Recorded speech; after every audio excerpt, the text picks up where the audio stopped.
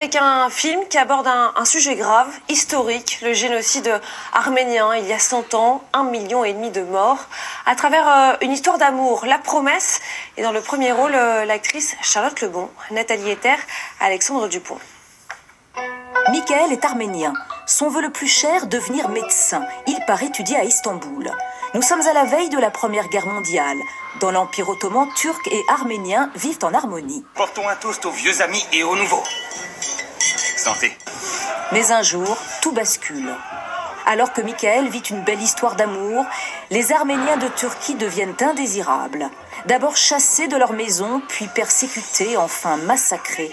Le génocide a commencé. C'est l'histoire des gens ordinaires, avec leurs préoccupations quotidiennes, leurs envies, leurs désirs, leurs erreurs, qui soudain se trouvent embarqués dans le grand tourbillon de l'histoire. Villages pillés, islamisation forcée et des familles entières emmenées dans le désert brûlant. Objectif du gouvernement turc, régler définitivement la question arménienne. De 1915 à 1923, 1,5 million d'Arméniens seront exterminés. La Promesse nous montre autant le génocide que sa négation totale par la Turquie. Qu'est-ce que la société de presse fait ici? On rapporte les faits de la guerre. Ce n'est pas la guerre.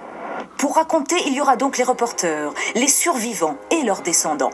Ce qui m'a vraiment beaucoup touché, c'est une formule qui vient au cœur du film, où il dit « Notre vengeance, ce sera de survivre. » Michael est vivant. Ouais, j'ai vu. Il veut que nous emmenions sa femme et sa famille hors du pays. Nous devons accepter de l'aider.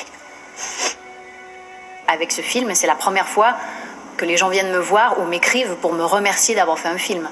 Et juste ça, en soi, c'est génial, quoi. Anna. On pourra critiquer le côté très mélo de ce film, mais qu'importe, l'essentiel est raconté. Le tout premier génocide du XXe siècle, reconnu aujourd'hui presque partout, sauf là où les bourreaux l'ont perpétré.